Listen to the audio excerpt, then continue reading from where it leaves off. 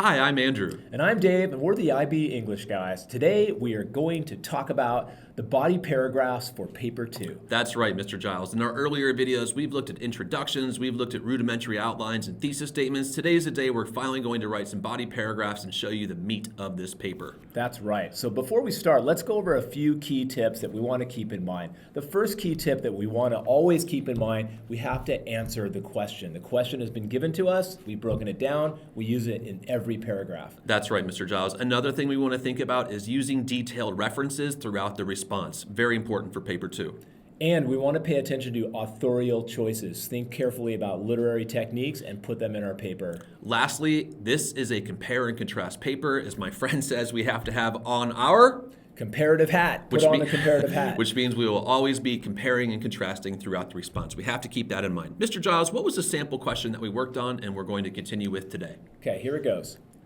Compare and contrast how and to what effect authors use literature as a microcosm of society with reference to two works you have studied. Right. We've looked at that question multiple times. I think the key word we wanted to emphasize is microcosm, which of course means tiny world, okay? Yeah. We've worked on this extensively. Why don't you go ahead and share the thesis, Mr. Giles, that we've arrived at? Sure. See if you can hear the how and to what effect also in my thesis. Here it goes.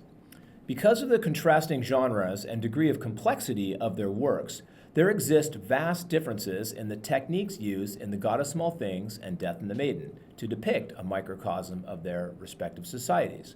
However, Arundhati Roy and Ariel Dorfman create these mini-worlds to sharply criticize oppression and inequalities, and also to give a voice to the voiceless victims. All right, Giles, we have ourselves a 2-sentence thesis with some rich ideas, and it looks like this particular thesis will be emphasizing the similarities on how both works are looking at this idea of oppression and inequality. Is that correct? That's right, and that's going to really be the rich idea that drives the paper, so I'm thinking about that argument.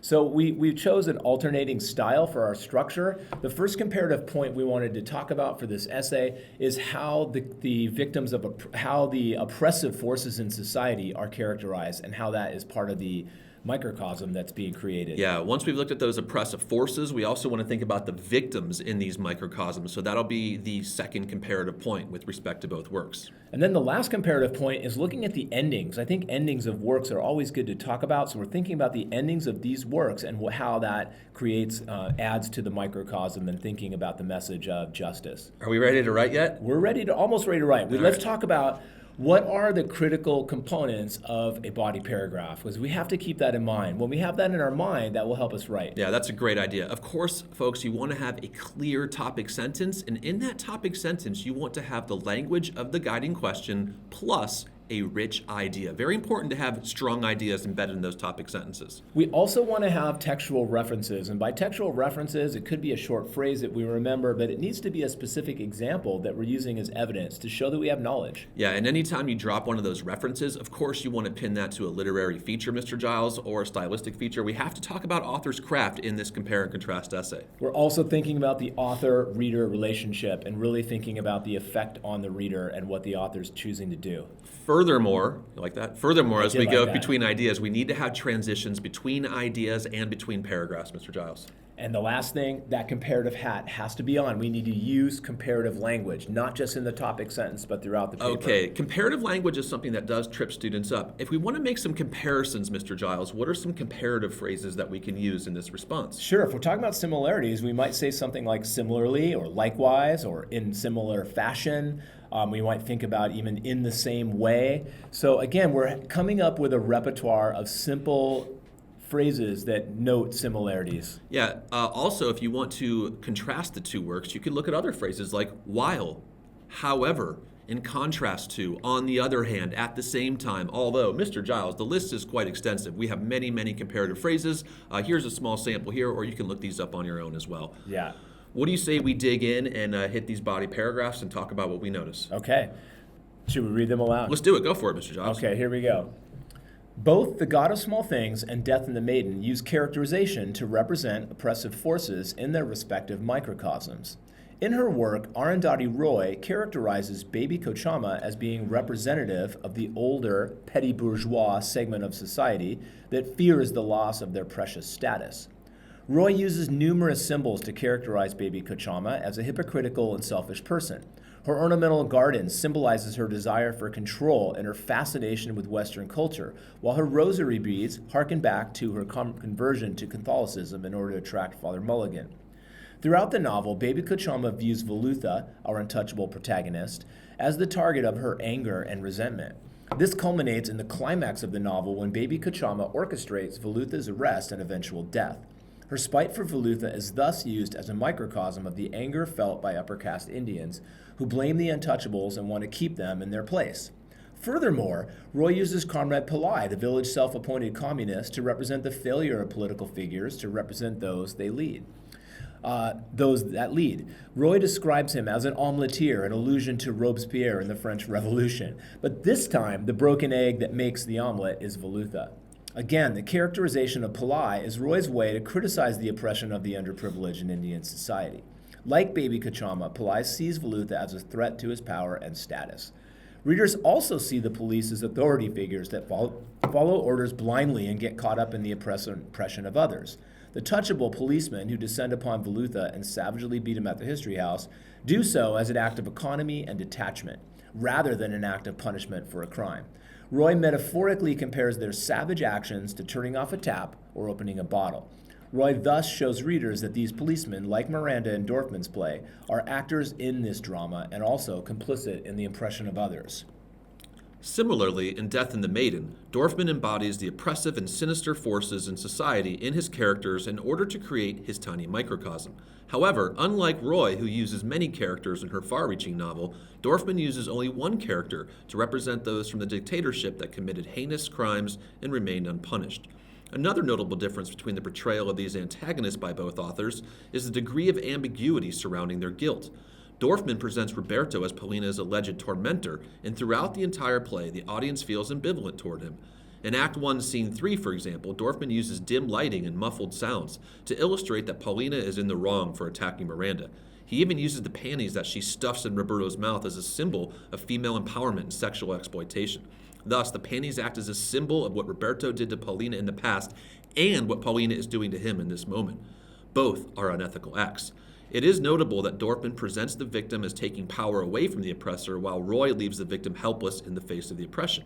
Then in Act 2, when Gerardo asks what they will do if Roberto is innocent, Paulina remarks, if he's innocent, then he's really screwed. Thus, while Roy wants there to be little ambiguity about the foul play of her villains of her microcosm, Dorfman wants the audience to ponder the ethics of what Paulina is doing by getting revenge on this man. In the dramatic confession scene in Act 3, Dorfman uses lighting and sound as well to let the audience hear Paulina's story of her kidnapping and torture, as well as Roberto's own confession of his alleged role in the torture. The way the two voices overlap in the darkness with the musical motif of Schubert's Death and the Maiden in between helps to show the importance of listening to the voices of both victim and perpetrator. Thus, like Roy, Dorfman wants the audience to see that this work is not about individual characters, but instead they act as a microcosm of a much greater segment of society. Mr. Giles, those are some big paragraphs. Okay. What do you say we dig into that second body paragraph and talk about what the writer's doing with respect to comparative language? That's right. The goal for today. That is the goal for today. So we're thinking about, of course, the topic sentence is noting the similarity. In this case, a similarity can also be a difference. So they are both presenting oppressive forces in their works. So they are characterizing the villains in the works. However, you notice that the next sentence talks about how Roy uses a lot of characters, whereas Dorfman uses one. Okay, so thinking about the alternating method, Mr. Giles, in that second paragraph, I'm making comparisons to the preceding paragraph, the rich idea in the preceding paragraph, I'm linking to that throughout the second. Is that correct? That's right. So the entire time I was writing that second paragraph, I'm thinking about, okay, I need to write about how Dorfman is presenting Roberto. That's my topic. However, while I'm thinking and while I'm writing, I'm constantly thinking about how is this different from how Roy characterized her villains. And so I'm thinking about inserting those comparative phrases as I write, if that makes sense. Yeah, it does make sense. So if we have three kind of main ideas that we're writing about, Mr. Giles, then we have 6 total paragraphs. Is that correct? Yeah, that's right. And I'm thinking that of those 6 paragraphs, really the second of each pair is going to have the majority of the comparative language, That's correct? part of the alternating structure. If you notice, the first body paragraph focused solely on text A. It didn't have a lot of that comparative links.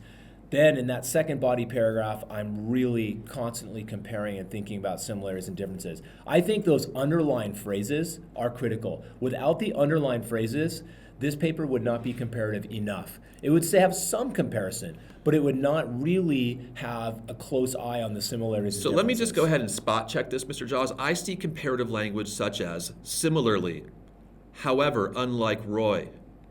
Another notable difference, both authors. It is notable that Dorfman presents. While Roy leaves the victim.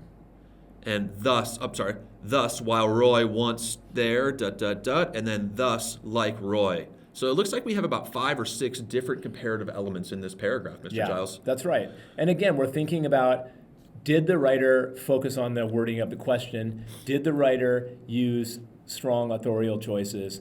Did the writer have good examples and details? And that was what I was trying to do. I had all those things that we talked about, the components, but the comparative piece is the new challenge for the paper too. We have to compare really deeply. Thanks, Mr. Giles. Now, folks, in closing, we have to remember that this is a compare and contrast paper. In the alternating method that Mr. Giles and I have gone through today, remember, your first paragraph, your first body paragraph, you're establishing the rich idea in text A. When you move on to the next body paragraph, you're establishing the rich idea in text B while you are comparing them directly. Back to text A. Okay? That's right, back to text A. And remember, we're not just staying with similarities in that paragraph, we're actually talking about both. So you have to be nuanced in that way. You have to be comfortable with pointing out that they do have a similarity, but then at the same time we have some difference in how they're presented to us. Now, folks, we recognize that this is challenging. We'll have more comparative videos to help you with this process. Stay with the channel. We'll continue to guide you and help you write these comparative paragraphs for paper 2. That's Thanks right. for watching, Got another guys. one coming.